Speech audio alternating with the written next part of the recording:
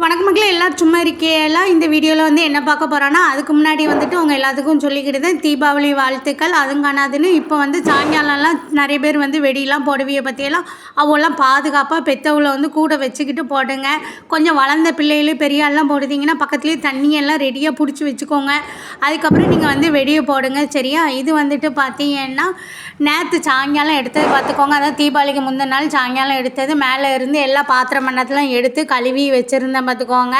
ஏற்கனவே இன்றைக்கி புழங்குறதுக்கு நிறைய தேவைப்படும்ல, அதனால் வானத்தை பாருங்கள், நீ கழுவி வச்சிருக்கியா, இரு நான் பெய்யுதேன் அப்படிங்கிற மாதிரியே வானம் வந்து நின்றுக்கிட்டு இருக்கு. அதுக்கப்புறம் வந்து பார்த்தீங்கன்னா இது வந்து இன்றைக்கி காலையில் எடுத்தது. இந்த கறி மசாலா வந்து சுக்காவுக்கு வந்து திரிச்சு வச்சுருக்கேன்.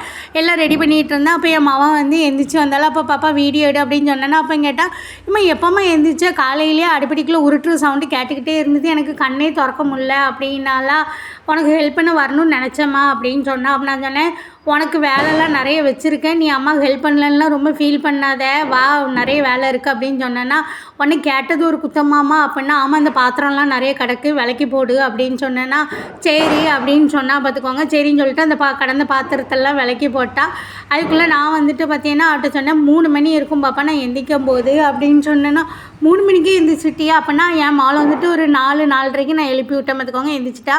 அதுக்குள்ளே வடைலாம் வந்துட்டா வடையெல்லாம் ரெடி அதாவது எண்ணிக்கை குறைஞ்சிடக்கூடாது பற்றியெல்லாம் நம்ம கொடுத்த ஆர்டருக்கு, அதனால் உட்காந்து எண்ணிட்டு இருந்தால் பார்த்துக்கோங்க. அது தெரிஞ்ச கடைனால ஒரு சில வடைகள்லாம் இப்போ பச்சி எல்லாம் கூட 2 வச்சுருந்தாங்க. அதுக்கப்புறம் வந்து பார்த்திங்கன்னா கார வடைகளையும் கூட 2 வச்சுருந்தாவோ.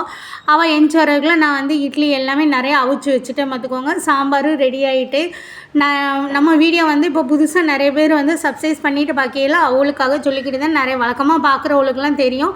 நாங்கள் இருக்கிறது வந்து பார்த்திங்கன்னா முஸ்லீம் ஆளுவ தெருவு பார்த்துக்கோங்க. அதனால அவள் வந்து ரம்ஜானு பக்ரீத்துக்குனா நம்ம வீட்டுக்கு வந்து பிரியாணி கறி எல்லாம் கொடுப்பாவலாம். அதனால் நம்ம வந்துட்டு தீபாவளி பொங்கல்னால் அவங்களுக்கு செஞ்சு கொடுப்போம். தீபாவளிக்கு வந்து நான் எல்லா பலகாரமும் அதுக்கப்புறம் வந்து பார்த்திங்கன்னா இட்லி சாம்பார் எல்லாம் கொடுப்பேன்.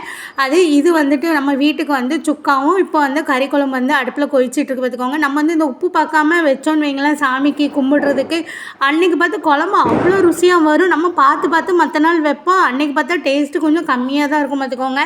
அது என்னன்னு தெரியலை. சேனலில் நிறைய பேர் சப்ஸ்கிரைப் பண்ணால் பார்க்கிங்க, சப்ஸ்கிரைப் பண்ணிட்டு பாருங்கள் மக்களே.